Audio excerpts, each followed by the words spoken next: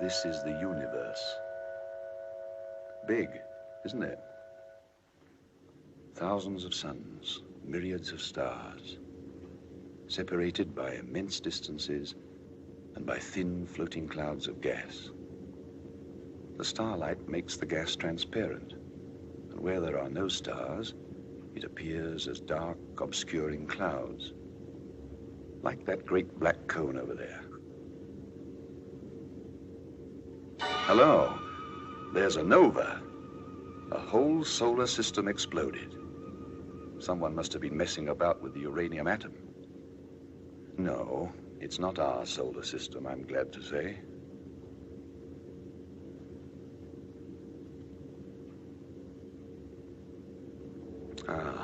Those are called a globular cluster of stars. Rather fine.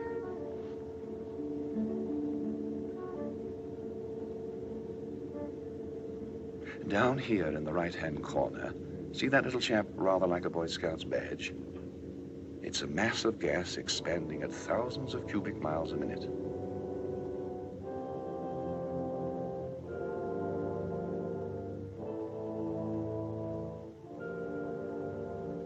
Here we are. We're getting nearer home. The moon, our moon, in the first quarter. And here's the Earth, our Earth, moving around in its place, part of the pattern, part of the universe. Reassuring, isn't it?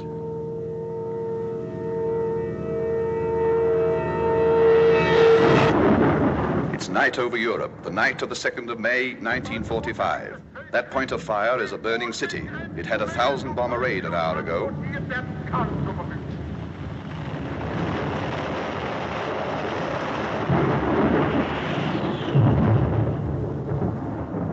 And here, rolling in over the Atlantic, is a real English fog. I hope all our aircraft got home safely. Even the big ships sound frightened. Listen to all the noises in the air. This was their fighting tower. Listen. Listen. Request your position. Request your position. Come in, Lancaster. Come in, Lancaster. Position nil, repeat nil. Age 27. 27. You get that? That's very important. Education interrupted, violently interrupted. Religion, Church of England. Politics, Conservative by nature, Labour by experience. What's your name? I cannot read you. Cannot read you. Request your position. Can you see our signals? Oh, give me my scallop shell of quiet, my staff of faith to walk upon, my scrip of joy, immortal diet, my bottle of salvation, my gown of glory, hope's true gauge, and thus I'll take my pilgrimage. Sir Walter Raleigh wrote that. I'd rather have written that than flown through Hitler's legs. I cannot understand you. Hello, Lancaster. We are sending signals. Can you see our signals? Come in, Lancaster. Come in, Lancaster.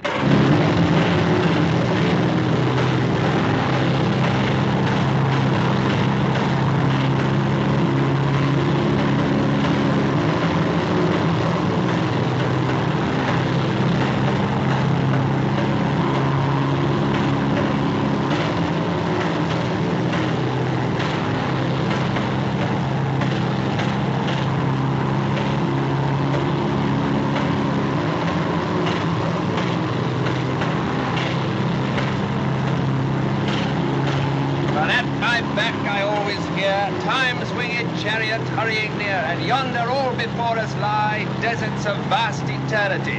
And a marvel, what a marvel. What's your name? I you receiving me? Repeat, are you receiving me? Request your position. Come in, Lancaster. You seem like a nice girl. I can't give you my position. Instruments gone, crew gone too. All except Bob here, my Sparks. He's dead. The rest all bailed out on my orders. Time 0335. You get that? Crew bailed out 0335. Station Warrington, Bomber Group A, G for George. Send them a signal. Got that? Station Warrington, Bomber Group A, Apple, G, George. They'll be sorry about Bob. We all liked him. Hello, G, George. Hello, G, George. Are you all right? Are you going to try to land? Do you want to fix? The name's not G. George, it's P. Peter. Peter D. Carter. D's for David. Squadron leader Peter Carter. No, I'm not going to land. Undercarriage is gone. Inner port's on fire. I'm bailing out presently. I'm bailing out. Take a telegram. Got your message. Received your message. We can hear you. Telegram to my mother. Mrs. Michael Carter, 88 Hampstead Lane, London, Northwest. 88 Hampstead Lane, London. Tell her that I love her. You'll have to write this for me, but what I want her to know is that I love her very much. That I've never shown it to her, not really, but that I've loved her always, right up to the end. Give my love to my two sisters, too. Don't forget them. Received your message. We can hear you. Are you wounded? Repeat, are you wounded? Are you bailing out? What's your name? June. Yes, June, I'm bailing out. I'm bailing out, but there's a catch. I've got no parachute. Hello, Peter, do not understand. Hello, Peter, can you hear me? Hello, June. Don't be afraid. It's quite simple. We've had it, and I'd rather jump than fry. After the first 1,000 feet, what's the difference? I shan't know anything anyway. I say, I hope I haven't frightened you. No, I'm not frightened. Good girl. Your Sparks, you said he was dead. Hasn't he got a shoot? Cut the ribbons, cannon shell. June, are you pretty? Not bad. Can you hear me as well as I hear you? Yes. You've got a good voice. You've got guts, too. It's funny, I've known dozens of girls. I've been in love with some of them, but an American girl whom I've never seen and who I never shall see will hear my last words. That's funny. It's rather sweet. June, if you're around when they pick me up, turn your head away. Perhaps we can do something, Peter. Let me report it. No, no one can help. Only you. Let me do this in my own way. I want to be alone with you, June. Where were you born? Boston. Mass? Yes. That's a place to be born. History was made there. Are you in love with anybody? No, don't answer that. I could love a man like you, Peter. I love you, June. Your life, and I'm leaving you. Where do you live? On the station? No, in a big country house about 5 miles from here. Lee Wood House. Old house? Yes, very old. Good, I'll be a ghost and come and see you. You're not frightened of ghosts, are you? It'd be awful if you were. I'm not frightened. What time will you be home? Well, I'm on duty till 6. I have breakfast in a mess, and then I have to cycle half an hour. I often go along the sands. This is such nonsense. No, it's not. It's the best sense I ever heard. I was lucky to get you, June. Can't be helped about the parachute. I'll have my wings soon anyway, big white ones. I hope they haven't gone all modern. I'd hate to have a prop instead of wings. What do you think the next world's like? I got my own ideas. Peter. I think it starts where this one leaves off, or where this one could leave off if we'd listened to Plato and Aristotle and Jesus. With all our little earthly problems solved, but with greater ones worth the solving. I'll know soon enough anyway. I'm signing off now, June. Goodbye. Goodbye, June. Hello, G for George. Hello, G. George. Hello, G. George. Hello.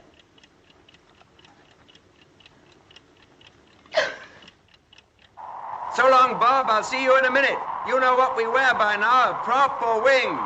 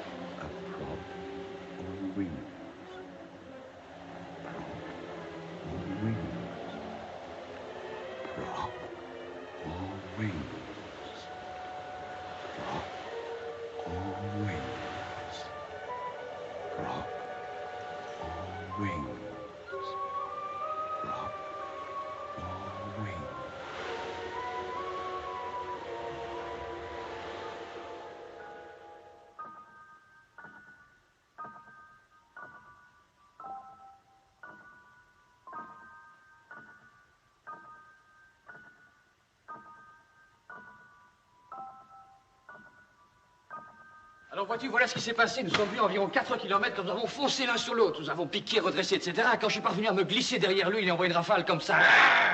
Il a piqué, j'ai cru que j'avais touché, mais le salaud m'est revenu par derrière, il m'a refilé de s'échapper, il m'a touché à mort. Oh, bad luck, old boy.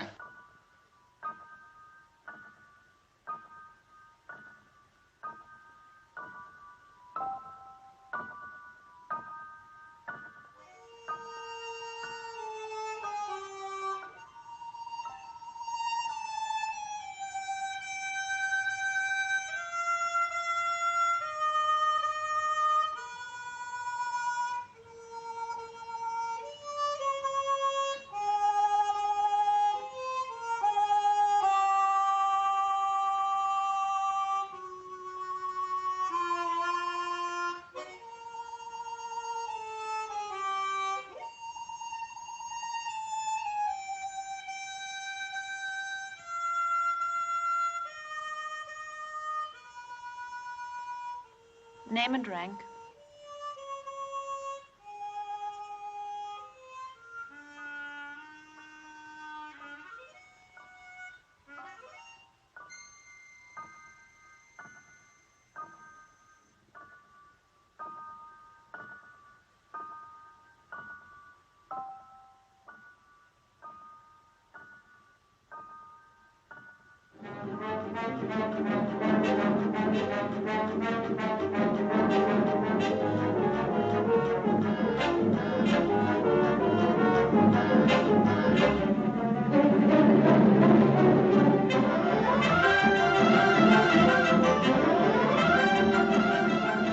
Come on, fellas, break it up. Spread out here. Room and van. Oh, do you have USO shows here? No, we don't. Okay, we'll stay. Officers' quarters, of course. We're all the same up here, Captain. Excuse me, brother.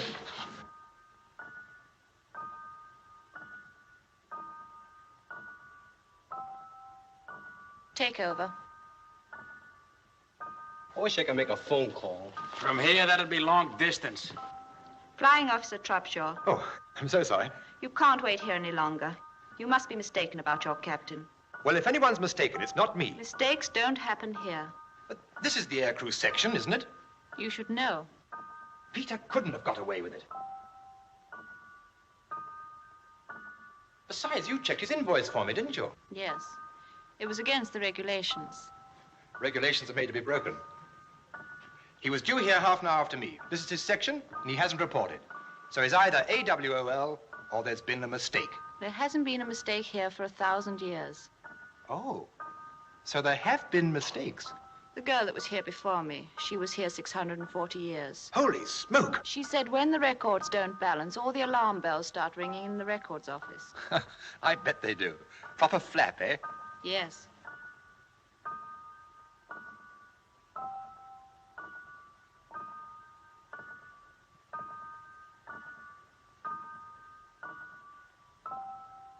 That's only the living records. Everyone on Earth has a file. Russian, Chinese, black or white, rich or poor, Republican or Democrat. Holy smoke. If anybody told me the clerks were working away up here, just like on Earth. Everyone here is allowed to start how they like. It's heaven, isn't it?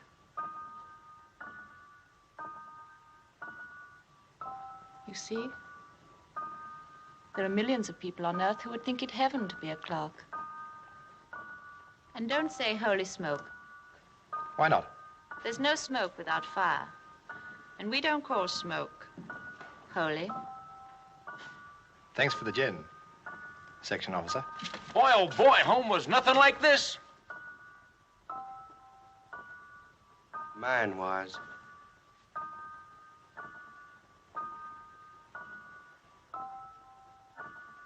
Sign here. Oh, all right. I don't want to start those bells ringing.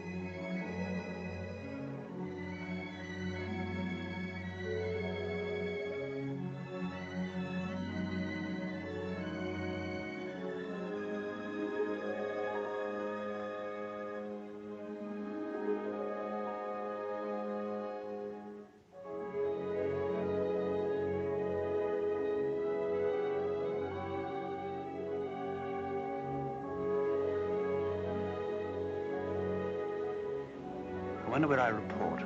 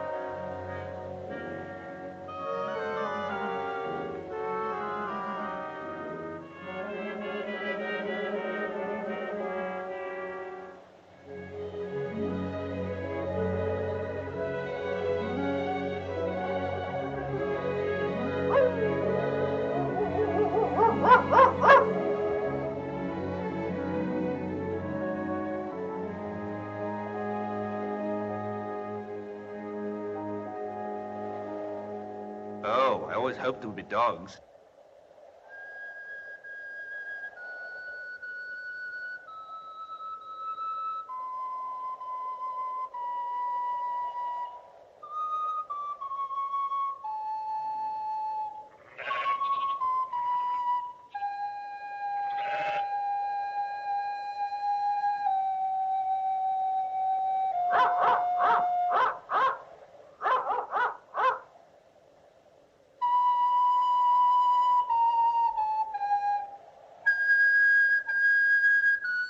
Good morning. Morning. Where do I go from here? Huh? I'm new. I only just arrived. Where do I report? You mean the aerodrome? Aerodrome?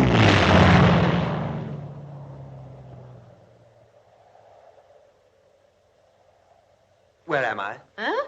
This place, what's it called? The Burrows. The Burrows? Where? Lee Wood. Lee Wood? Huh. Do you know a house called Lee Wood House? That's it. Where the smoke is, behind those trees. Is that the quickest way? There's a track from the beach. See that bike?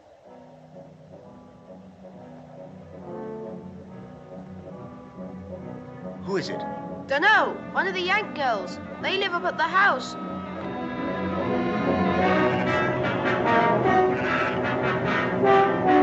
Here, Jock!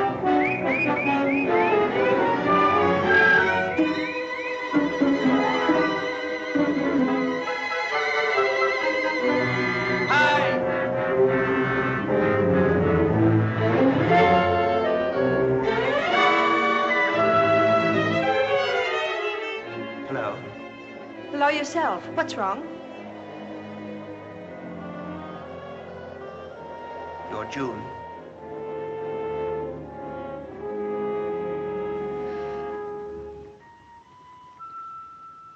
You're Peter. How did you get here? I'm glad you're safe. What did you do? What happened? Don't know. I just don't know. Are you hurt? My head feels a bit queer. Oh, there's a little cut in your hair. It's nothing much. Oh, Peter, it was a cruel joke. If it was on me. I've been crying so ever since we said goodbye. Don't cry, darling. Peter, darling.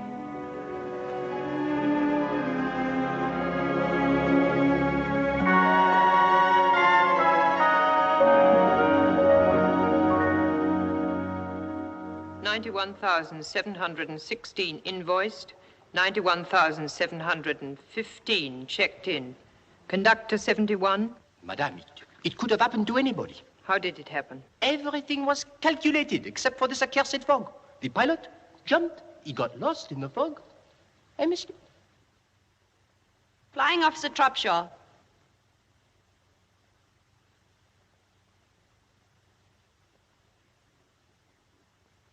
You've been waiting all day for your pilot. Yes, ma'am.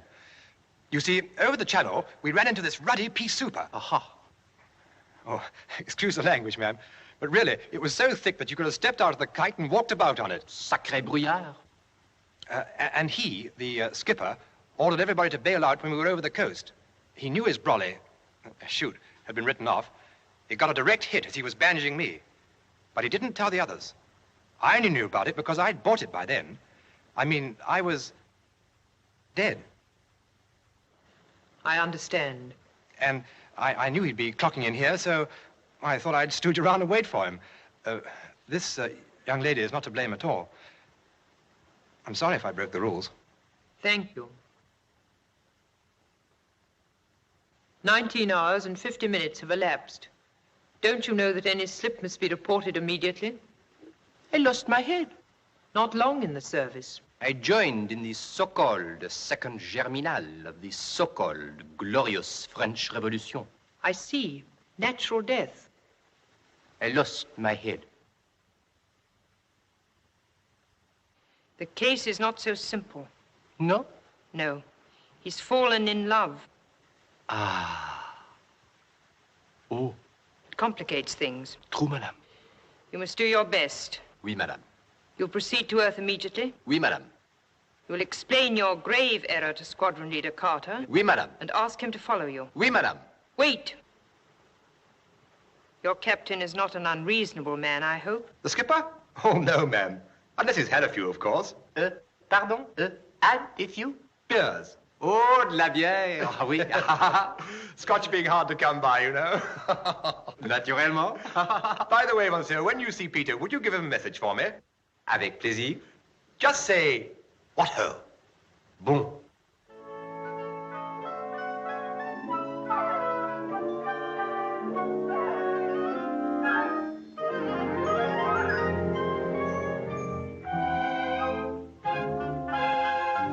One is starved for Technicolor up there.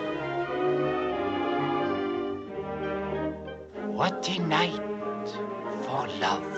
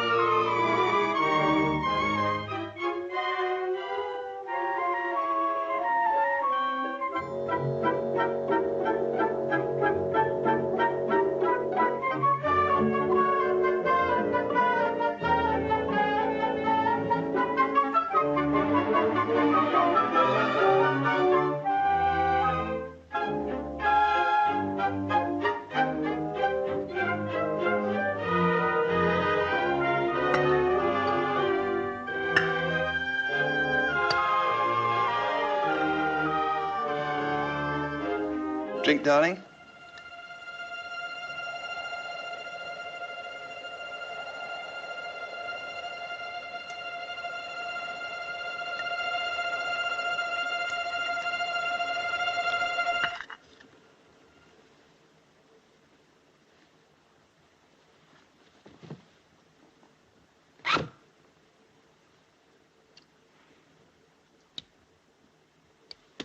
Mon ami?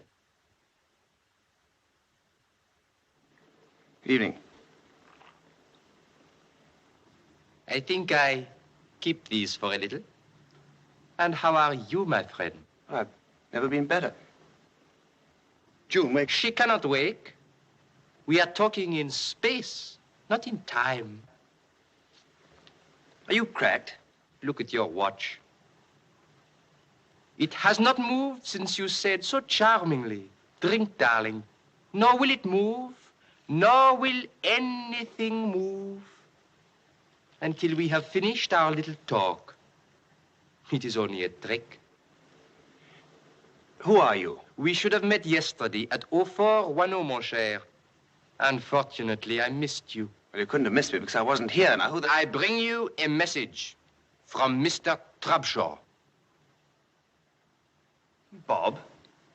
Bob's dead. Oh, yes, he's dead. He says, what ho? Well, that sounds like Trubshawe. But he is dead, isn't he? En effet. But how? Why? Cannon shell. And what should happen to a man who jumps from his aircraft without his parachute? How do you know? But it is I who am telling you, my friend. It is I. Your time was up. But they missed you because of your ridiculous English climate. I am French. But what do you want now? You, my friend. What for?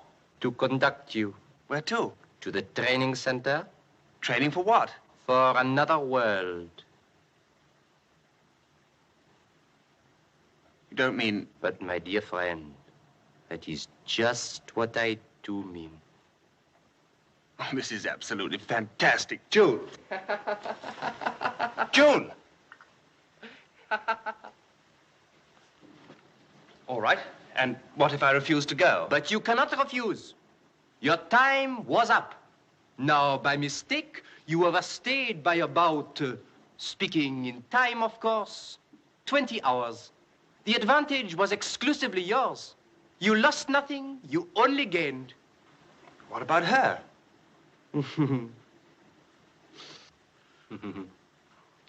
Excuse.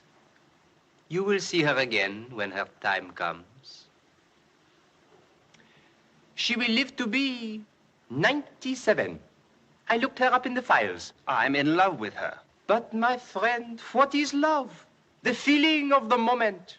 But I represent eternity, the law of this world and the other. Good, but what is law? Law is law. Yes, but law is based on reason. That is so. Now, yesterday, I wasn't in love. Today, I am. But, my friend, what is love? How many people are in love? Soldiers, airmen. How many sailors? Do they protest when their time is up? No, they don't. They have no right. Exactly. But I have. Why?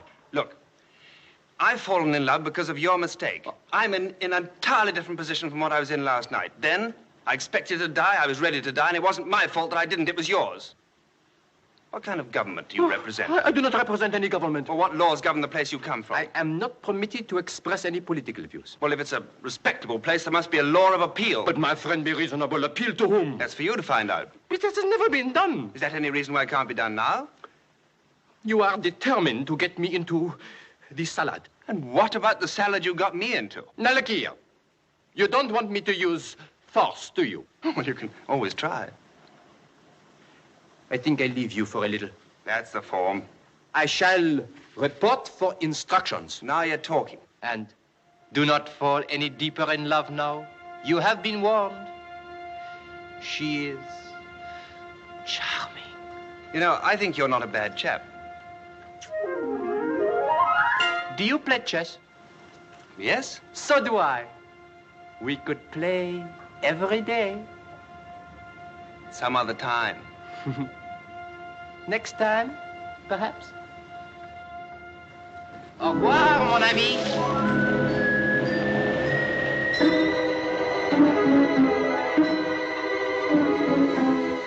No, thank you, darling. No, thank you, what? You just asked me to have a drink. Did I?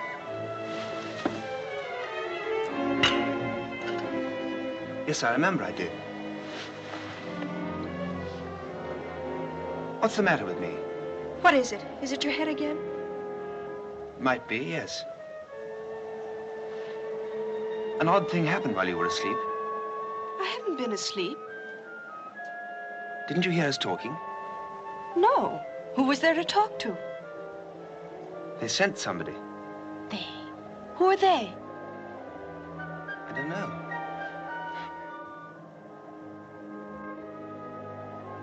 June, do I look cracked? Not to me, darling. Are you?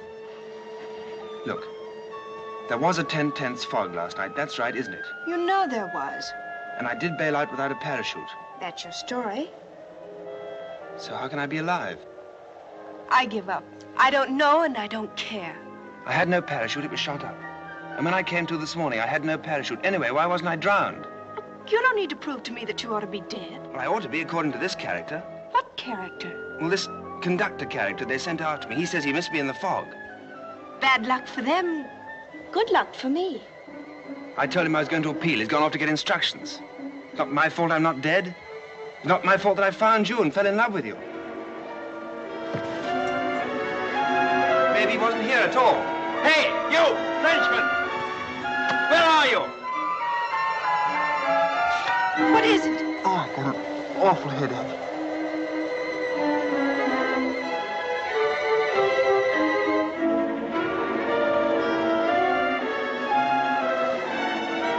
Joan!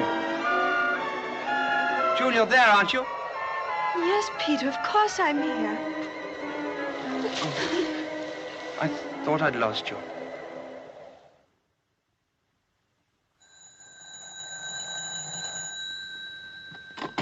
Dr. Reeves' residence? Oh, good morning, Miss June. Yes, isn't it? The doctor's up in his thing, you know, his camera obscura. He's got his new lens full shot this morning, and it makes a lovely picture. He's taken the big white garden table to project on. He'll be glad you're coming over. He's showing it to the dogs now. Ah, nice day. Mrs. Bidwell's duck's out too early. She'll lose all the eggs if she's not careful. Ah, the start of the cycling season. There's a hefty young girl. Time Mrs. Tucker went to get our rations. There she is. Oh, the vicar and his sister. Not coming here, I hope. No, good. Quite a queue at the butcher's. Must have some offal. Wonderful how the kids love playing in the splash. Just the same in my day. That tree ought to come down. Old Mary looking quite skittish. Sally Allgood getting herself dated up. Ah, here's June. Here she comes. She walks in beauty like the night. Only she's cycling and the sun is out. Nice girl. Worth a hatful of ambassadors in Lee Wood, anyway.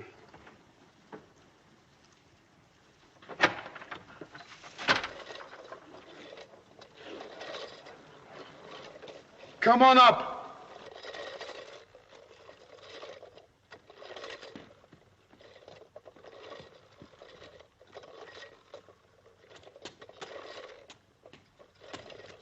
Hello, Doc.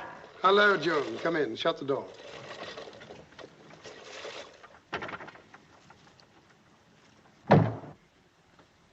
Surveying your kingdom? A village doctor has to know everything. You'd be surprised how many diagnoses I've formed up here. I love looking at the village from here.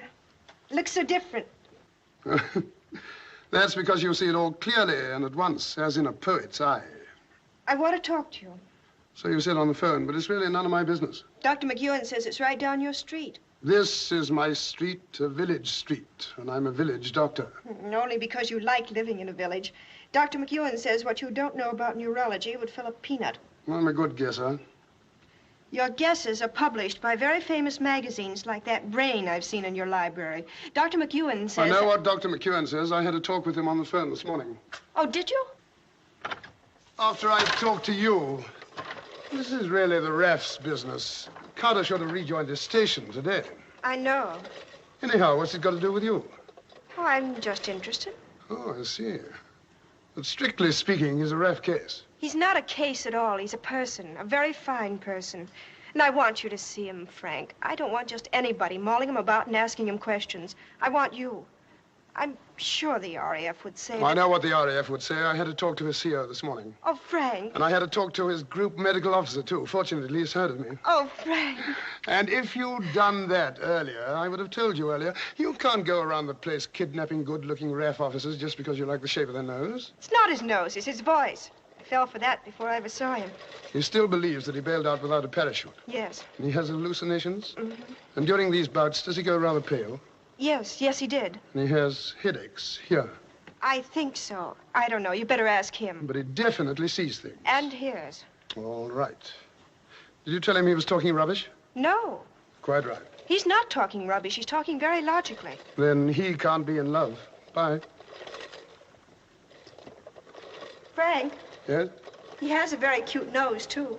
I'll be over about tea time. Right.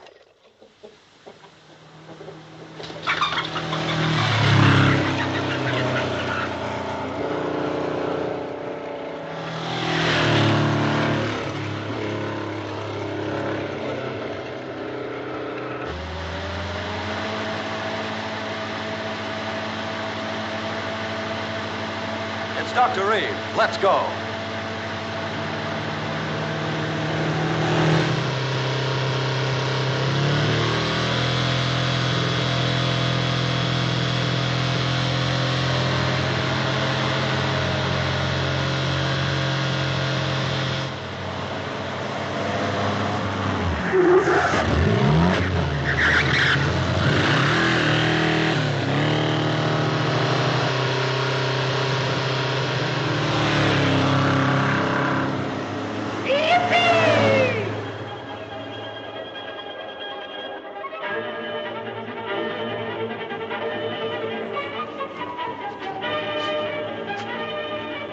That's not the way to spell Shakespeare.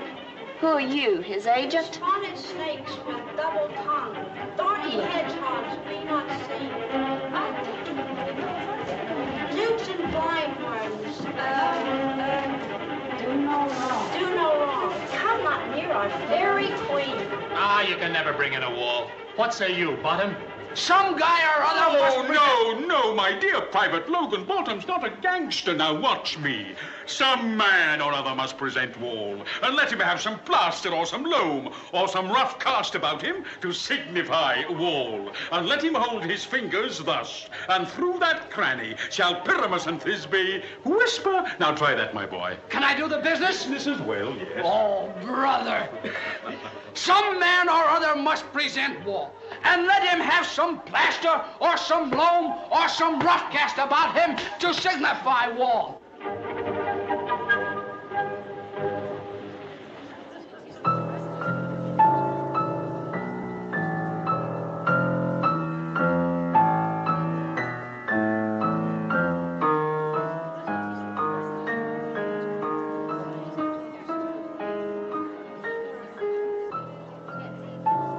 Check.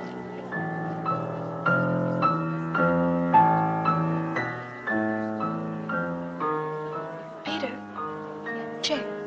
Peas, blossom, cobweb, moss, and mustard seed. Oh, dear, I didn't see that one coming. Be kind and courteous to this gentleman. Hop in his walk. Good afternoon. Oh, now, Frank. Squadron leader Carter, Dr. Reeves. How do you do? How do you do? Do I get some tea? It's ordered. Ginger cookies. Good. Who's winning? Well, June's very good. But he's winning. Sit down, everybody. Thanks. Mercy heart, I beseech your worship's name. I shall desire you a warm acquaintance, good Master Cowboy. If I cut my finger, I shall make bone. Your name, honest gentleman? I've told Peter What? who you are, what you are, all about you. Tall order. And I've told you all about him. Has she read your poems? What poems? Well, didn't you know this is Peter Carter? I didn't know. We hadn't got around to that yet. I haven't got much modern stuff in my library, but you're there. Oh, good. I like your point of view, and I like your English. I hope we shall have some talks together. So do I. Now, let's get down to this thing. You never had any visions or hallucinations before? Never. What were you in civil life? I was at Oxford. Specializing? European history. Both parents alive? My mother. Brothers, sisters? 2 sisters, both in the Wrens. What was the cause of your father's death? Same as mine. Brain. No, war. When? 1917. You're, 29? 27. Called up? No, volunteered, trained in Canada, went on ops in 41. Bomber? Spell of coastal, spell of instructor, back to bombers, Lancasters. Must have done a good many operations. 67. I'm surprised they let you go back with your experience and seniority. It's a new job, master bomber. Tricky? Somebody's got to do it. Now, about these headaches. When did they start? Headaches? Oh, I know you get them. I know you've had them for some time, and I know you've told nobody about them, especially your MO, right? What else do you know? I know about your eyes. You know a good deal. I'd like to know more. All right. Good. These headaches, when did they start? About 6 months ago. Bad? Not at first. Where, mostly? Here. frontal and temporal. Did you ever have a rather nasty bang on the head? I don't think so. Sure? The usual one, dropped as a baby. That spoiled everything for you? Yes, I'm afraid it does. I'll see what I can cook up. Do you mind if I try something? No, go ahead. Now, just face this way. Don't move. Now, don't move your eyes. Look straight ahead. Check. What are you looking at? For that girl with the red hair and the legs. Right, I've got her. Don't take your eyes off her. This is going to be easy. Now, without moving your eyes, what can you see on the extreme right? Fireplace. In the center? Girl. Extreme left? Windows. Curtains? Yes. Color? Red. Right, that'll do. Well, have you quite done staring at that girl's legs, both of you? Well, you've got to do what the doctor tells you. Confidentially, they're rather knock-kneed.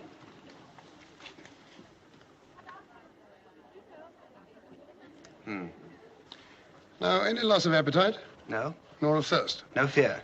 In fact, if anything, you've been eating and drinking rather more than usual. You've just been looking at my mess bills. And you've seen something? Someone. Clearly? As clear as I see you. Have you had a similar hallucination before? No thanks. Tell me, do you believe in the survival of human personality after death? I thought you said you read my verses. Do you? I don't know. I've never thought about it. Do you? I don't know. I've thought about it too much.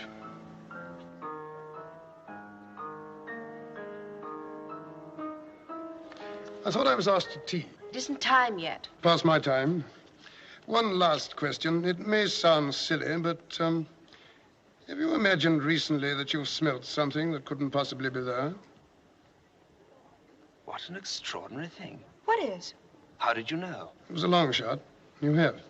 Yes, but if it was so silly, I would never have told you. It's important. It might explain everything abnormal that you've seen and heard. Well, that would be a relief, but it still can't explain how I can jump without a parachute and be alive. No, it couldn't do that, but there might be a possible explanation even of that. Now, this heavenly messenger, you saw him quite clearly. I told you, as clear as I see you. And this smell, you imagined, was it at the same time? Yes, it was particularly strong. Was it a pleasant smell? Yes. Could you place it? Fried onions. And this messenger, he hasn't turned up again? No, but he will. When? He picks his own time and stops it. Oh, Peter's lodged an appeal. Against what? Against his call-up. That's the spirit. Don't give in. I won't. I'm lucky that June knew you, Doctor. Thank you for coming. June has lucky friends. I've got bad news for you. Then why the grin? You're going with me. Where to? To my house, for two reasons. First, I want to meet this chap next time he drops in. Second, I like a nice girl around the house, and she only comes to see me to borrow a book. And she's a slow reader. What about my CO? I fixed it with him. Besides, until we get this settled, I'm your CO. And at my house, you get your tea at 4:30. Tea breaks! All right! Here, you get it at 5. Sinkers, Doc? Thank you. We are shaping, Frank. We are shaping.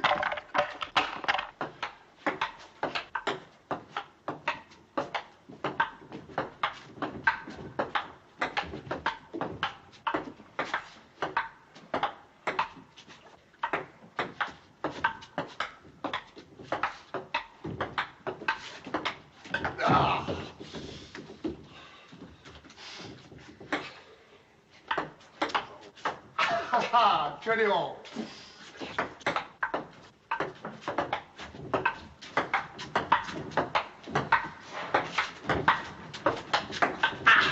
$21.20, sorry. You're sorry, my foot. Ready? Ready? Nearly. Nearly doesn't count. 21 all. Up. I'll be. Count 10. I wonder if Peter's a good player. You can ask him when he wakes. Well, he's been asleep nearly 2 hours and a half. He'll wake at 11. How do you know? I gave him a tablet. Well, how can you tell exactly? Oh, I can't tell exactly, but I know the patient. But do you know him? I think so. Well, then tell me something about him. Are we playing table tennis or are we not? Right, your serve. Right, ready? Ready. Oh. Your game. Now tell me what you think about him. I think he's fascinating. So do I. Not biologically, medically. Have a drink? Love one.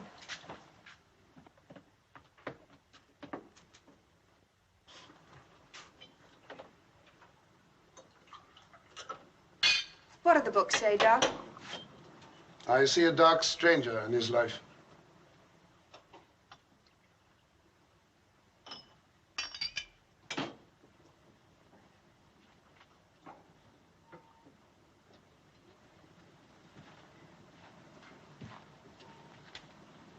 Do you know what's wrong with him?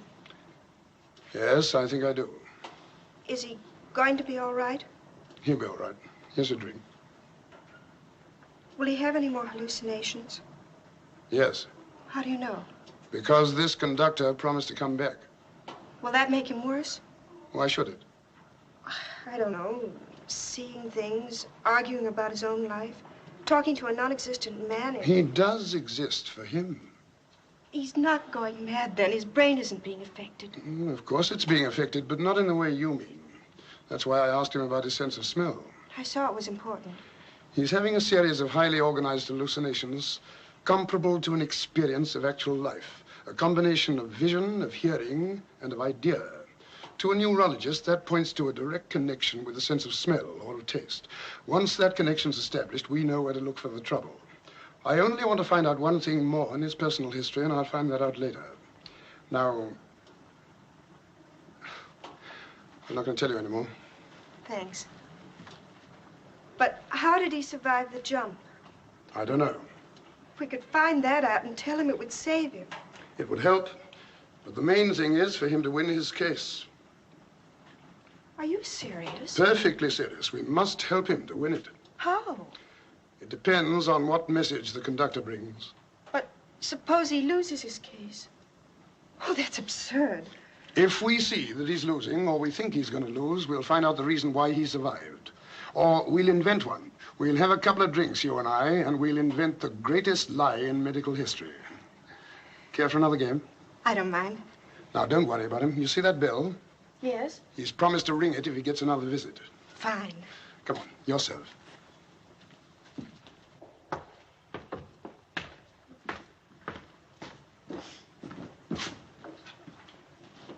Ready? Mm-hmm.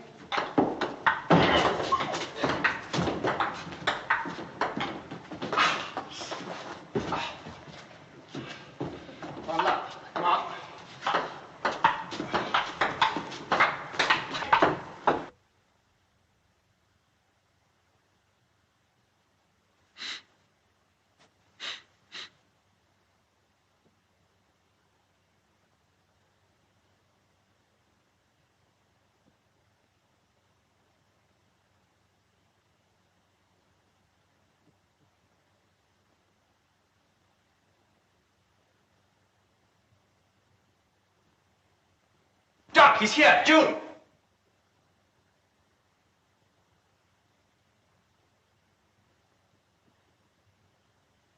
Doc!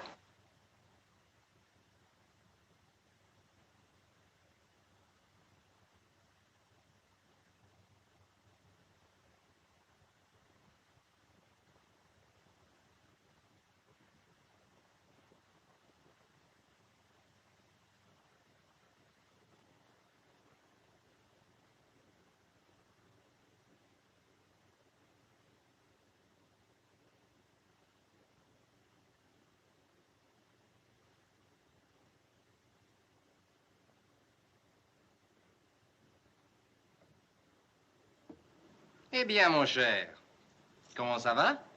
Not too good. Not too good. Ah. I would not bother to ring that bell if I were you. Nothing will happen. A little trick of mine, you remember? After all, what is time?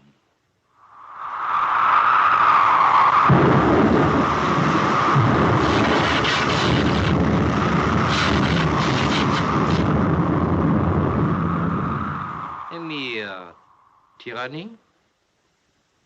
Well, let me know if you're going to do that again, won't you? This looks good. Very good. Do you know the author? No, but I often have a game with Philidor. Philidor? The greatest master of chess who ever lived. A Frenchman, naturellement. Come along and I'll introduce you. Good. Splendid. No, I mean, you've got good news for me, my friend. How did you guess? Well, you wouldn't try to entice me with this Philidor. Philidor. Philidor, if you had the right to conduct me anyway. True. Well? Speaking officially, I have good news for you. Good. You are to be allowed to appeal to the High Court. Splendid. The trial will be a full-dress affair, très chic, in 3 days to give you time to prepare your case. Better and better. Do not be too pleased. Why, is there a catch? The prosecuting counsel. Of course, I am not permitted to offer advice or give a personal opinion, but... Who is this prosecuting counsel? Be prepared. For what? A shock. Well, come on, tell me the worst. Who is it? Abraham Farlan. Come again? Abraham Farlan. Well, I never heard of him. No. Never in my life. He lives in Boston. I'd never been in Boston. Massachusetts. I'd never been there. Abraham Farlan died in Boston in 1775. Does that date convey anything to you? Lexington, Concord? Exactly. You are good at history. The American War of Independence. Oh, he was killed? By a British bullet. Oh, he might be prejudiced. He hates your guts. And he hates the guts of every Englishman. And particularly, he hates this little affair with a Boston-born girl. It's not a little affair. A big affair. He will hate even more. All right, I'll appeal against it. It will be no good. After all, we had to choose a good man. The honor of the department is at stake. No, what you have to do is to choose a good man for yourself. As defending counsel? Precisely. Can I choose anybody? Anybody in the other world? Anybody who has ever lived upon Earth? Everybody is at your disposal. You can choose me. That would suit your book. But do not waste any time. Abraham Farlan is piling up his case already. You can choose Socrates. You can choose William Pitt. You can choose Henry VIII. Oh, Madame du Barry. She knows all about love. Rather a one-track mind. You are a good chess player. Philidor. I'll think it over. By the way, I'd like to borrow this. It's not mine. It belongs to the doctor. Oh, doctors. What about them? They give me a great deal of trouble in my job.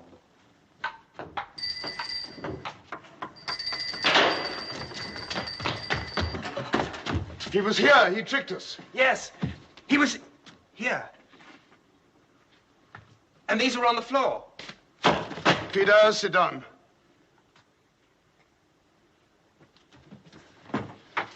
Now, look up. You've been doing some hard talking. I have. I hope you didn't give in to anything. No. That's the spirit. Do you think I could stay overnight, Frank? Yes, I'll tell Mrs. Tucker. I don't need anything much. Now, let's see. I'll tell Mrs. Tucker you're staying. Dr. Reeves. Yes? Can I stay in here? I want to be near these books. Of course, I'll fix up a camp bed. Great news, darling. What, sweet? I'm to be allowed to appeal. Really? Oh, June, I don't want to leave you. Darling, why should you leave me? Everything will be all right. Well, if I can get a good counsel. Of course you will. It's very important. I don't want to lose you. Darling, I don't intend to let you go. No one can take you from me. I won't let them. Well, it's no good. You see, a judgment against me would be backed up by all the power of this world and of the other. Drink this. Peter's got the right to appeal. Splendid. Did you smell anything? Yes. The same? Fried onions? Yes. Good. Drink that up. Any headache? You can tell me tomorrow what he said. No, he said... Good heavens. What is it? He got my 100 best games. What? Harlequin's chess book, 100 best games. You sure? Absolutely certain. He had it in his hand. What a nerve. A bit cool. Now, how about getting to bed? Now, I want to talk to you first. It's important. No, not now. Have a long sleep. Tomorrow you'll feel as fresh as a daisy. It's about my counsel. I don't think you believe a word of what I say. Of course we do. My dear friend, here on Earth, I'm your defending counsel, and as your counsel, I believe everything you tell me.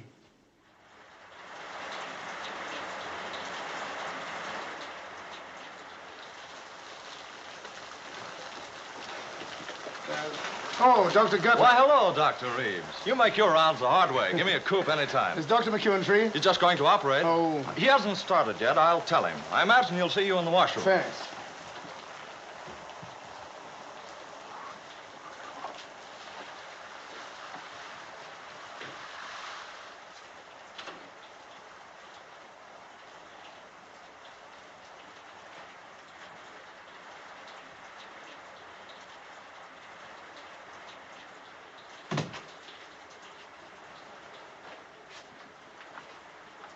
Hello, Frank. What's new? Deterioration all round. We ought to operate tonight. That's impossible. We're swamped. Are you sure of your diagnosis? Certain. I discovered the missing fact. He had slight concussion 2 years ago with no after effects. X-ray is inconclusive. You've seen the ocular reports.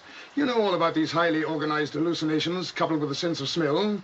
Everything points to arachnoid adhesions involving the olfactory nerve in the brain. It's a tricky operation, but I've never seen one. I have several at the Hospital de la Pitié in Paris. I've made some notes. I wonder if the surgeon could see them. Sure, it'll be Dr. Liza. He's a very fine neurosurgeon. Liza, a good man. But I don't see how we can manage tonight. There's no crisis in such a thing. Any day will do. No, it won't. And I'll tell you why I think it won't and why there is a crisis. I'm afraid of his brain being permanently affected.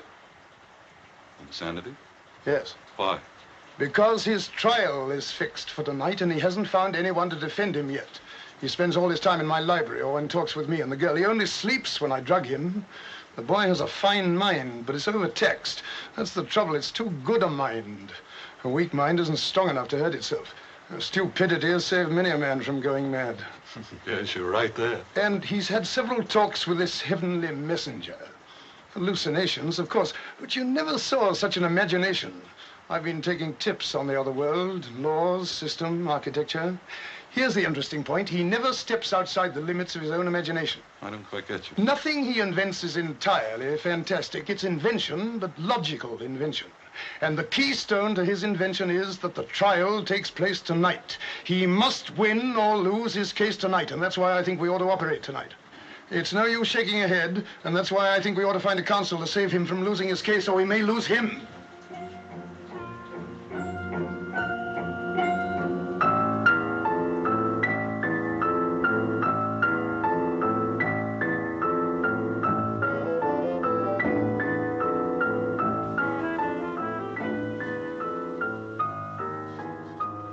What about him?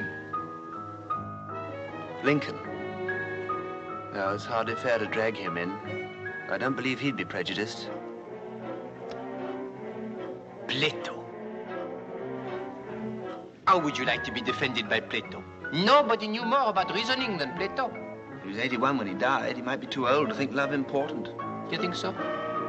Anyhow, Plato had very elementary ideas about love. Besides, didn't he quote Sophocles when somebody asked him if he was still able to appreciate a woman? What did the old boy say? Well, he said, I'm only too glad to be rid of all that. It's like escaping from bondage to a raving madman. These Greeks, cold as their marble. Now, if he had been French, Richelieu, for example, irresistible at 80. How about Richelieu? I never liked him much in the Three Musketeers.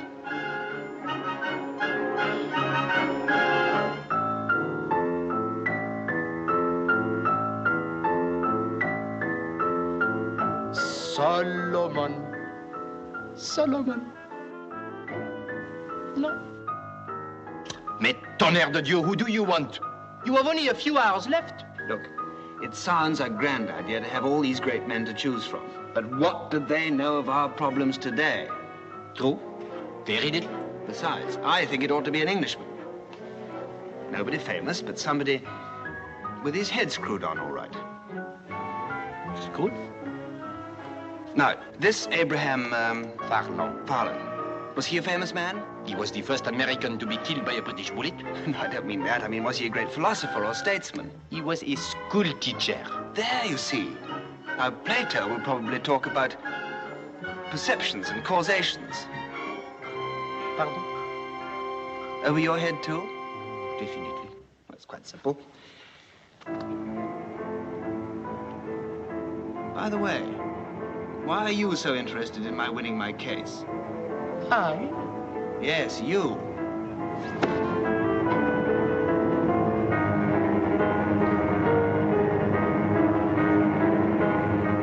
And why am I being taken up this stairway? I'm not being taken for a ride, am I, by any chance? What a suggestion. Oh, take that bit of barley sugar away. I don't like it. I don't like your suggestions. I think I'll go back before it's too late. Peter! Peter! Peter! Peter! Peter, ne soyez pas bête! Peter!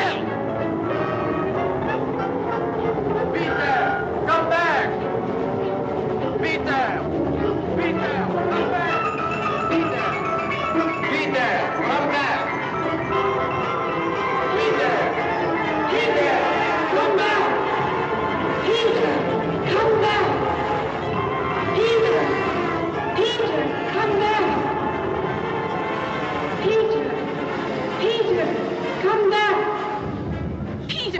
Peter, come back.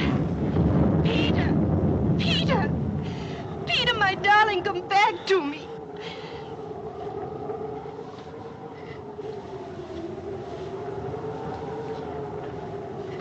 You almost got me.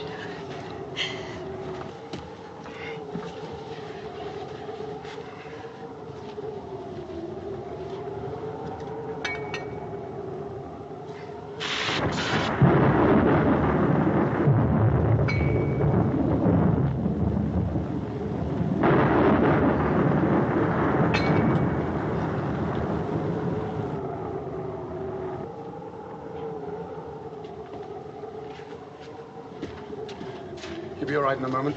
Why isn't the ambulance here? It was due half an hour ago. Go and phone Dr Mc Ewan. Tell him we must operate tonight. It's life or death. And tell him about the ambulance. Yes, Doctor. Send a telegram to his mother. He's got 2 sisters, too. Yes, Doctor. That's all.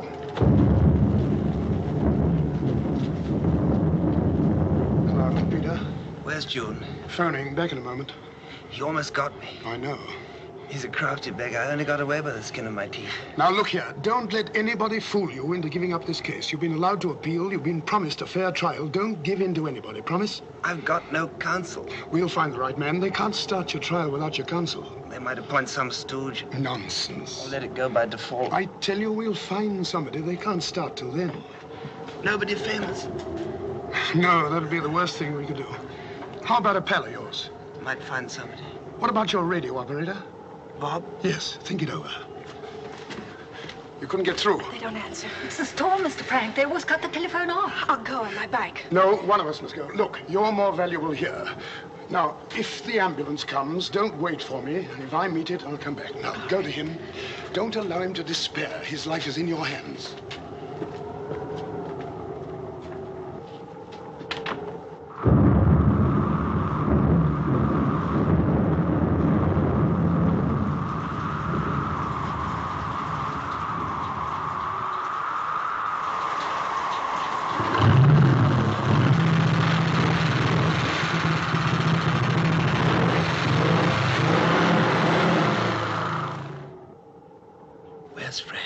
He won't be long, darling. I must talk to him.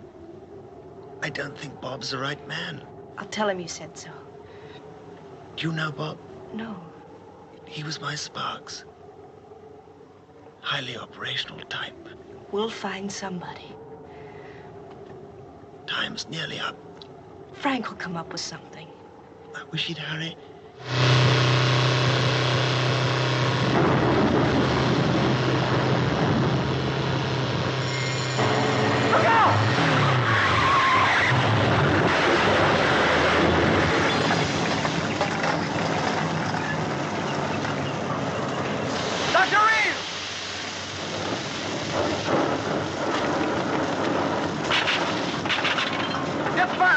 Okay, down. And the blankets! What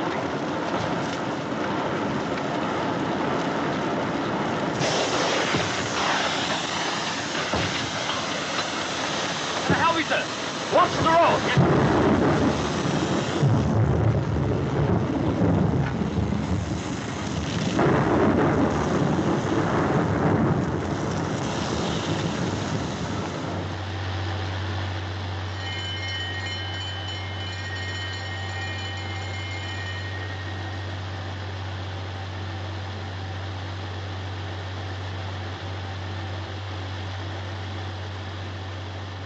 He never saw us until it was too late. He turned off to save us. Gosh, I feel bad about it. He was a fine man. You couldn't help it. He was interested in this case, wasn't he? Yes. I saw his notes he left for Dr. Lizer. It was a fine piece of diagnosis. He left notes for the operation, too. Dr. Lizer is very good, isn't he? Best.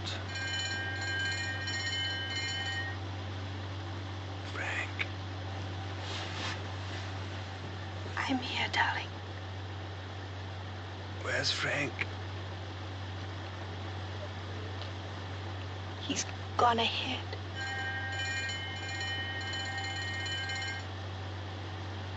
He's had an accident.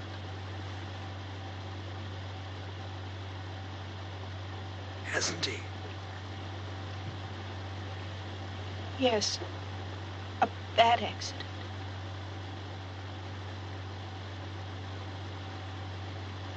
Is he dead? Yes, he's dead.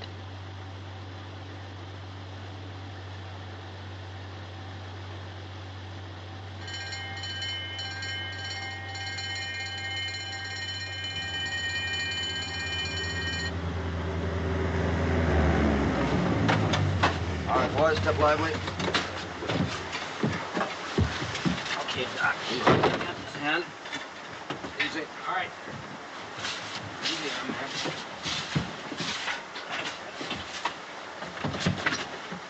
All right, Johnny, take it away.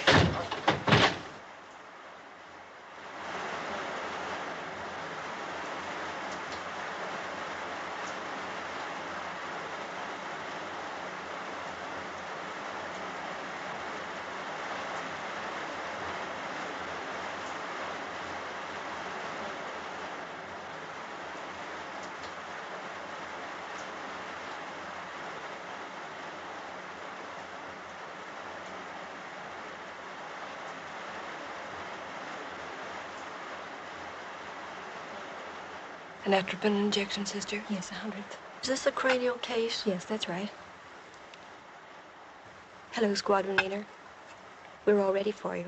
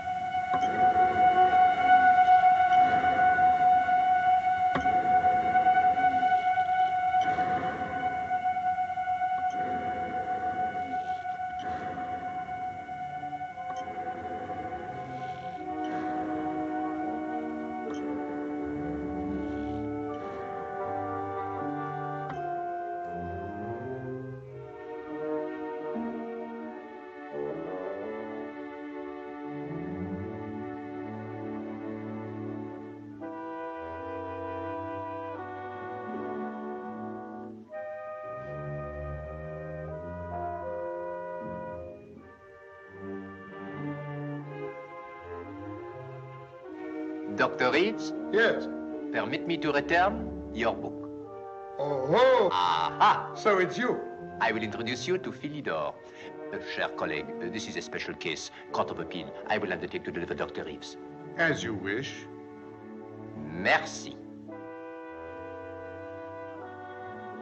Be of good cheer, friend. Thank you. One of the best men in the service, a compatriot of yours. What's his name? Oh, John... Bunyan, yes, of course. And how is dear Peter? Oh, he has a fighting chance. Uh-huh.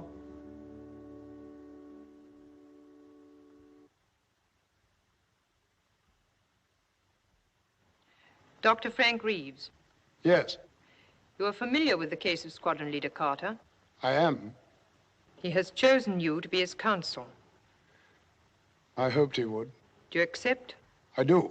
You have very little time in which to prepare your case. What facilities do you wish?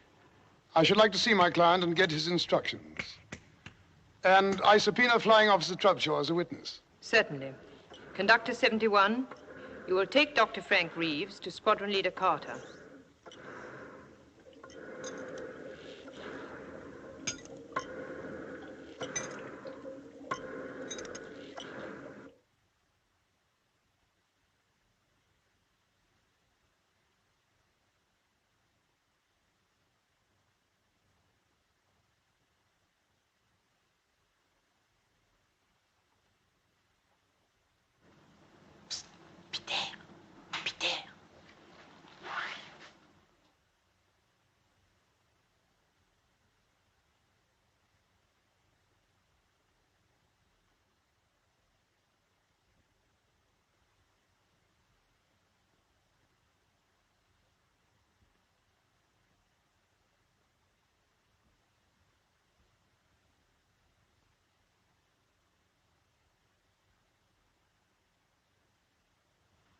Hello, Bob.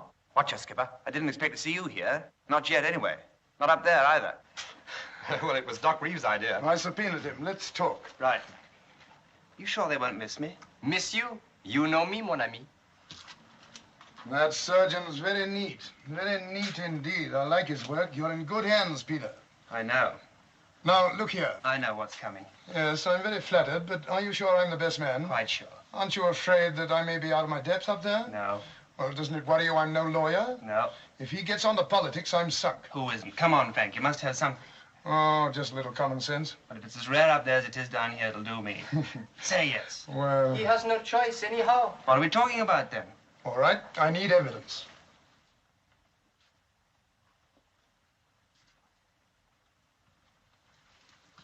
Look at her.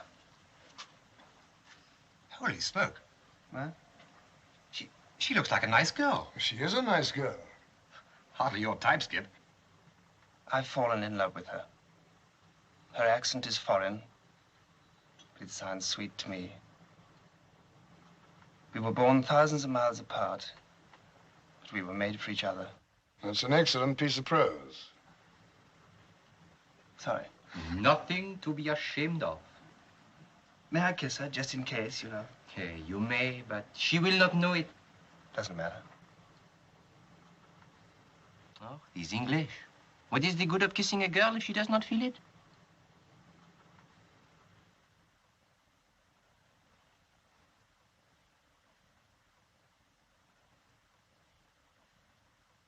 Look. What? The evidence you wanted. Her tears.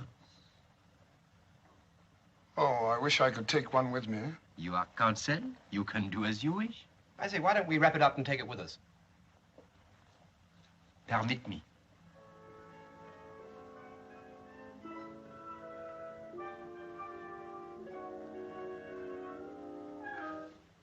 That's it. The only real bit of evidence we have. Quick. We must not keep the court waiting.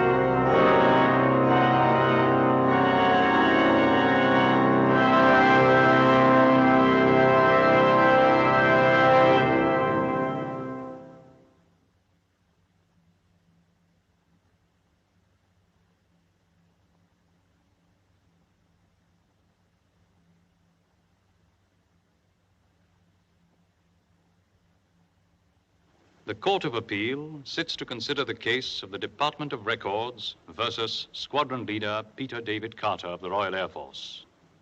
He claims negligence and superior rights and responsibilities arising out of that negligence.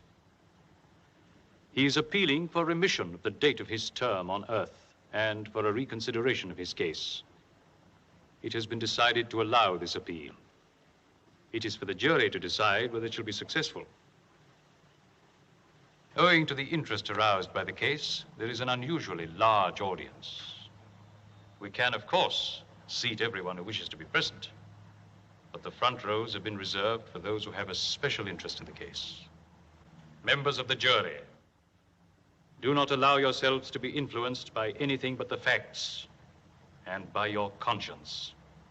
You will have every assistance from the court to help you to arrive at your verdict. The counsel for the prosecution will take his place.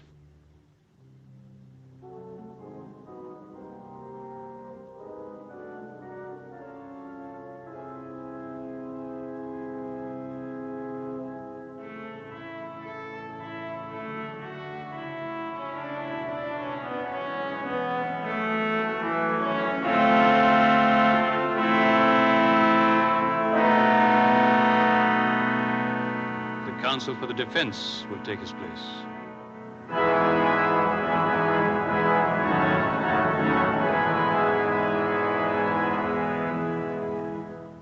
I call upon the prosecution to open the case. Your Honor, members of the jury, this case has 3 issues. Peter D. Carter, an Englishman, should have died on the 2nd day of May, 1945, at 10 after 4 of the clock, British double summer time. Due to an oversight which I hasten to state is contrary to the traditions of a great service, the defendant did not die. Therefore, issue number 1, who is responsible? When summoned to report some 20-odd hours later, the defendant refused to accompany Conductor 71, giving as his reason that in the time which he had borrowed, he had accumulated new responsibilities of an allegedly important and permanent nature. He claimed, in fact, that in these 20 hours, a young lady of good American stock had fallen in love with him. Therefore, issue number 2. Are we to believe this? Furthermore, he states that in these 20 hours which he had borrowed... My lord, I object to the word borrowed, which counsel is using so emphatically. To borrow means to get temporary use of something, to use something without being the true owner. My client didn't get. He was given the 20 hours in question. He didn't use something without being the true owner. He was the true owner of his own life. The next points are, is this young Englishman in love with this young lady of good American stock? And even more important this, is she in love with him? Why do you stress their nationalities? Very important, sir. Extremely important. Why? Because we are talking of love, sir. It can happen, you know, between an Englishman and an American girl. And, vice versa? Possibly. But what are these love affairs, Dr. Reeves? Men and women, thousands of miles away from home, away from the love they left behind. Minute sparks instead of scorching flames, fading, shabby wigs instead of the rich gold of a woman's hair. The love of the moment, Dr. Reeves. Do I call it love? Once in 1,000 times, perhaps. And how many end in lasting marriage? 1 in 10,000. My case, sir. That, sir, is for you to prove.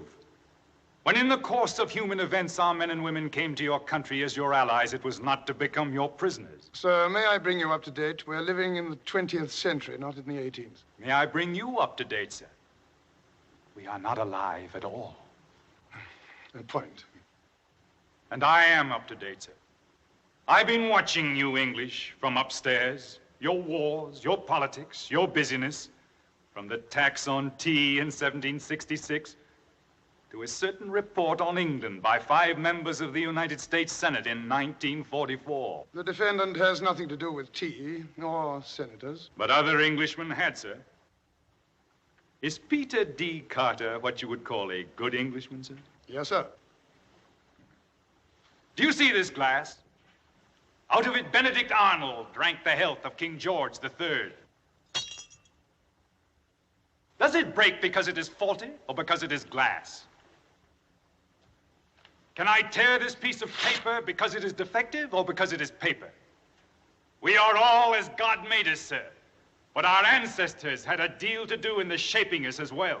I quite agree. The jury will please note that. My lord, may I ask where Mr. Farlan's grandfather was born? Your Honor, the question is irrelevant. Could it have been in England? You need not answer that question, Mr. Farlan. But I prefer to answer, Your Honor.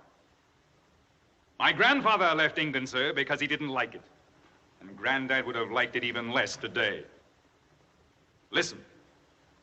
Well, here we are at law. The Voice of England in 1945. Cricket.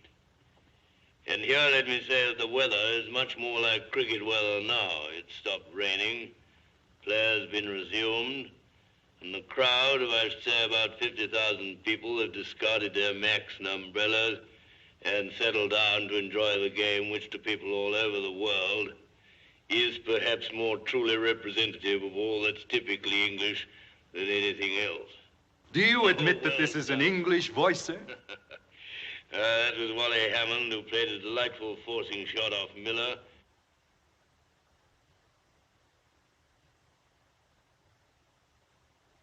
The Voice of America in 1945. Shoo, shoo, shoo, baby. Shoo, shoo, shoo, baby. Bye, bye, bye, baby. Your papa's off to the 7 seas. Don't cry, baby. Don't sigh, baby. Bye, bye, bye, baby. When I come back, you'll live a life for me. I don't understand a word. Nor do I. Say goodbye this way. But for England, I'm ready to call John Donne, Dryden, Pope, Wordsworth and Coleridge, Shelley and Keats, Tennyson, Bridges. And Milton and Shakespeare. I concede your point.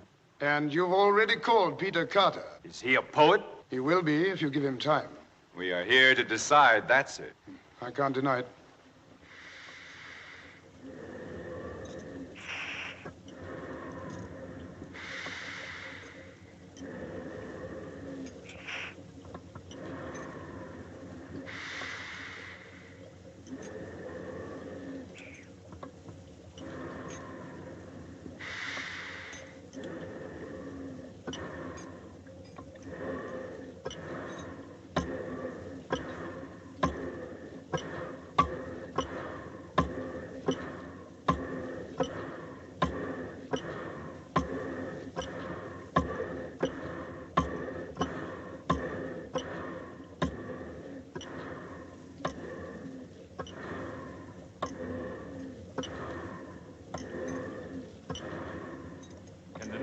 Return to the old? Should the vibrant humor of a young American girl be stifled in the pages of Punch? Should the swift tempo of her life be slowed to the crawl of a match at cricket? Should her accustomed native comfort perforce conform to England's warm drinks, cold rooms, drafty windows, smoky chimneys, faulty plumbing? 2 million houses have no windows at all, and frequently the roof and walls have gone with the windows. My lord, I submit that this court is concerned with the life and death of Peter Carter, not with past history or present plumbing. Hear, hear! But Peter Carter's character, sir, like every other human being, has been formed by circumstance, by a chain of circumstances. As Benjamin Franklin said, for want of a nail, the shoe was lost. For want of a shoe, the horse was lost. For want of a horse, the rider was lost. For want of a rider, the message was lost. For want of a message, the kingdom was lost. And all for the want of a horseshoe nail. You've heard of Benjamin Franklin, sir? I beg you, in George Washington's words, labor to keep alive in your breast that little spark of celestial fire called conscience. That could not have been said by an Englishman, sir. What was George Washington? Conscience, Mr. Farlan. Are you insinuating, sir, that something is wrong with my conscience? I am. Your Honor, I protest. I'm only trying to give a full picture of this case to the jury. You are trying to prejudice the jury, sir. I see that they've been selected from many races, creeds, and nationalities. I cannot believe them interested in ancient grudges against Peter Carter's ancestors, nor in present grumblings about drafty windows. I don't need to prejudice the jury, sir. They're already prejudiced against your country, and with good reason. You can't pick a jury that isn't. Look closely at the distinguished members of the jury, sir. The first member is Jean-Marie Barrault, French. Has any century passed without war between England and France? The second member is Gregorius Johannes Boonsar, burger van Transvaal. the Boer War, Dr. Reeves. The third member is Ivan Bedny, Ruski. What? I'm Russian. The Crimean War, Dr. Reeves. And you, sir? Chanjiming, Pekin. Don't forget England's attack on China in 1857, occupying unprotected Peking. And you, sir? Rala Tajpailal from the Punjab. Think of India, Dr. Reeves. Think of India. And you, sir? You are? James Monaghan, Irish. Choose a new jury anywhere, Dr. Reeves. It will always be prejudiced against your country. My lord, I wish to take counsel for the prosecution's advice. I challenge the jury and request that a new one be chosen. Chosen from where, Dr. Reeves? Mr. Farlan said from anywhere. Except from England. Why not from England? Where else in the world have the rights of the individual been held so high? In America, sir, where these rights are held to be inalienable. I doubt if you have more practical freedom in America than in England. An Englishman thinks as he likes in religion and politics. It isn't what a man thinks and says. It's when and where and to whom he thinks and says it. A man with a flint and steel striking sparks over a wet blanket is one thing, but striking them over a tinderbox is another. An American baby sucks in freedom with the milk of the breast at which he hangs. A man can see further, sir, from the top of Boston State House, and see more worth seeing than from all the pyramids and turrets and steeples of all the places of the world. No smoke, sir.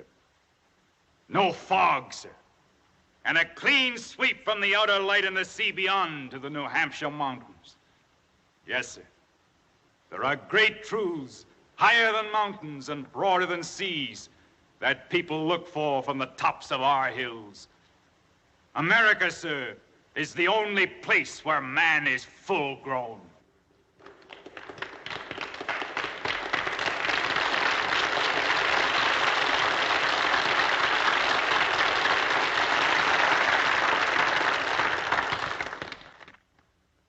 Then I choose a jury of Americans. Of Americans, sir, selected from every walk of American life. If there is one who has fought in the wars of independence, I want one who has fought shoulder to shoulder with us against our common enemies in this century. If the third has a mind that can only think 170 years back, I want the fourth to be thinking 170 years ahead. I cannot deny that I hope, no, that I know that this jury will be prejudiced in favor of my case. For I am pleading for the rights of the individual against the system. But it is also against the law, Dr. Reeves. The eternal law of the universe. Nothing is stronger than the law. The whole universe is built upon it. This is a court of justice, not of law. My lord, I ask for a new jury of American citizens. Do you agree, Mr. Farlan? I would welcome such a jury, Your Honor. The jury will stand.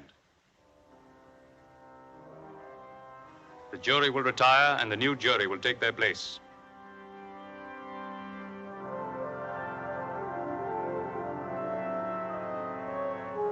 Robert Dupont, American citizen.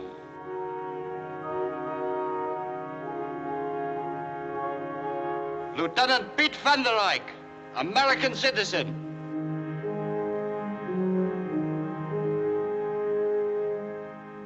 Alexander Barbarinov, American citizen.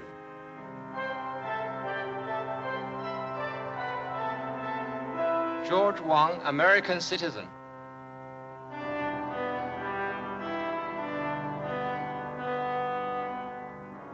Jefferson Lincoln Brown, American citizen.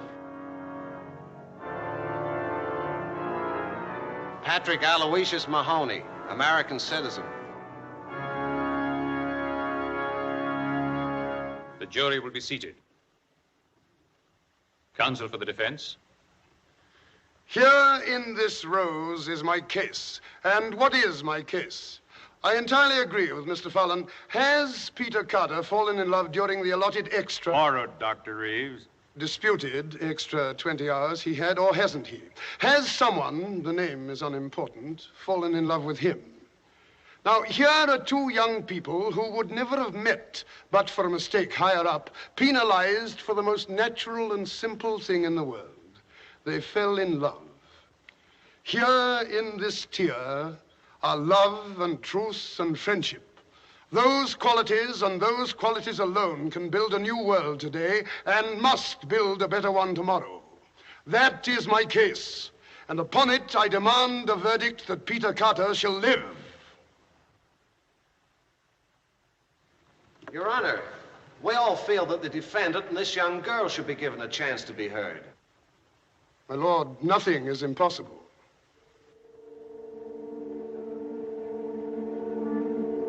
The court will adjourn.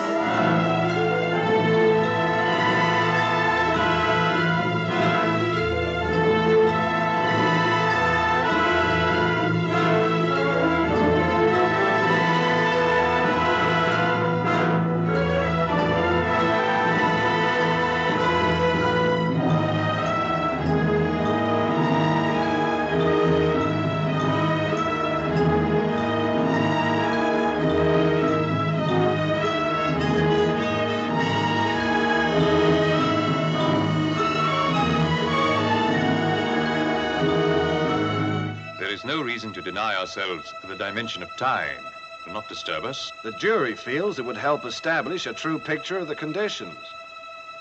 Very well.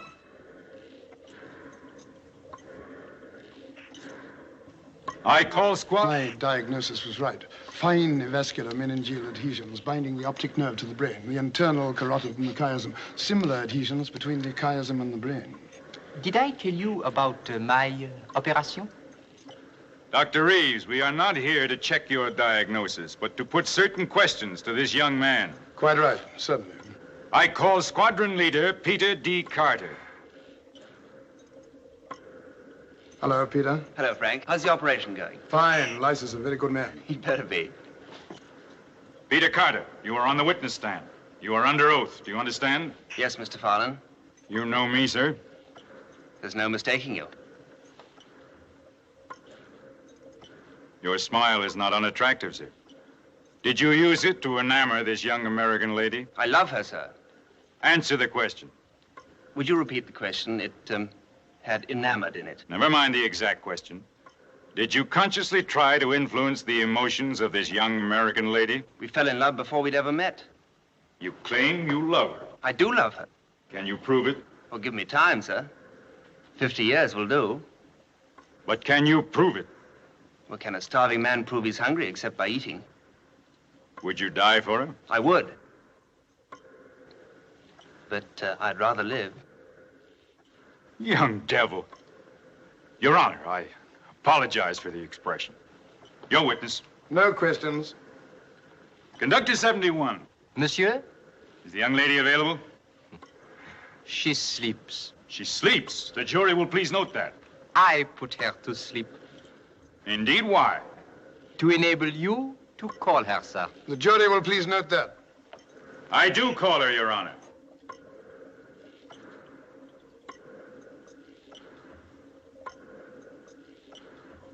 You are before the High Court in the case of Peter Carter.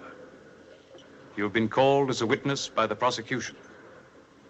You will tell the truth. This gentleman is counsel for the prosecution. Child, where were you born? In Boston, sir. You know this man? I think so. You think so? I only met him a few days ago. You hardly know him.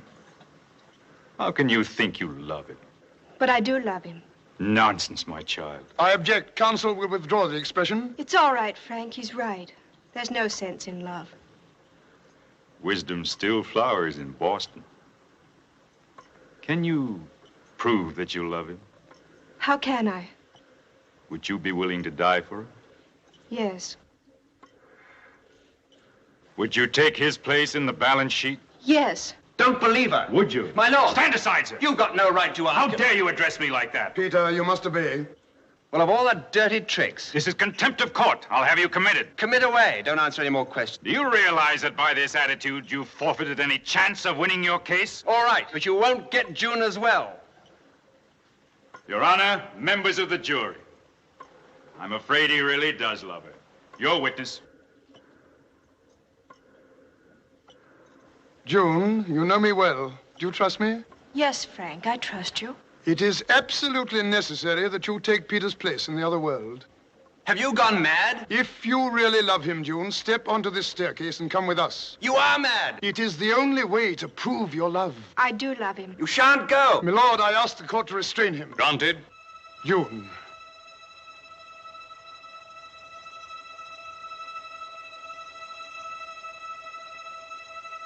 Take care, Dr. Reeves. In the whole universe, nothing is stronger than the law.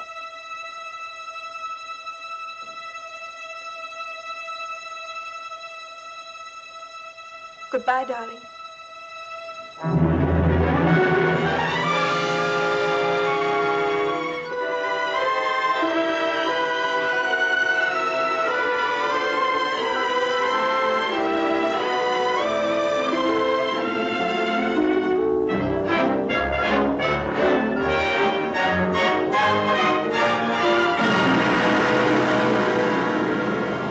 Mr. Farlan, nothing is stronger than the law in the universe, but on Earth, nothing is stronger than love.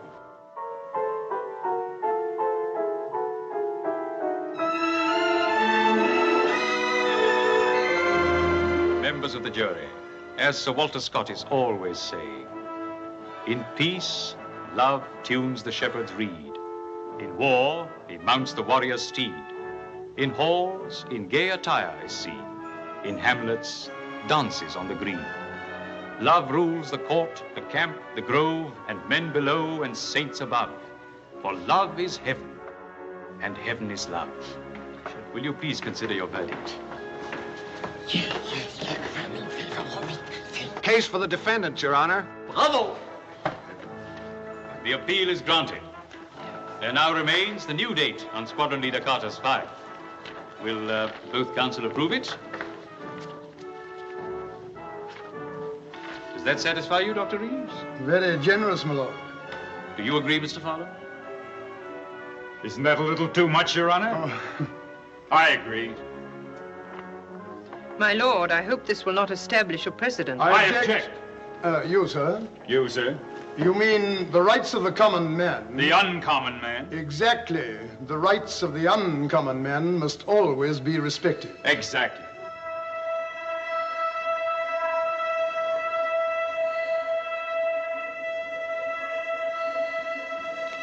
Keep his head flat between sandbags. I've written him up. Tell him this, I'll send the notes. Congratulations. An interesting case.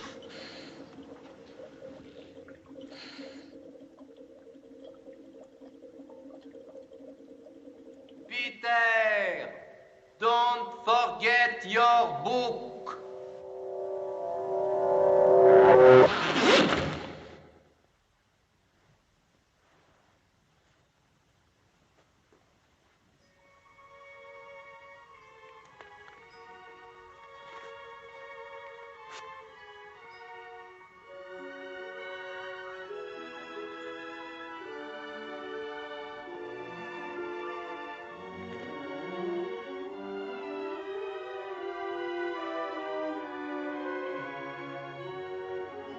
Frank.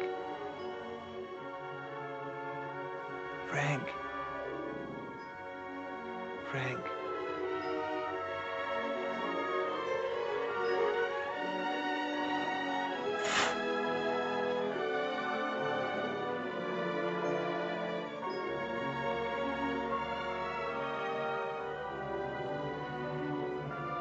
Hello. Hello. We won. I know, darling.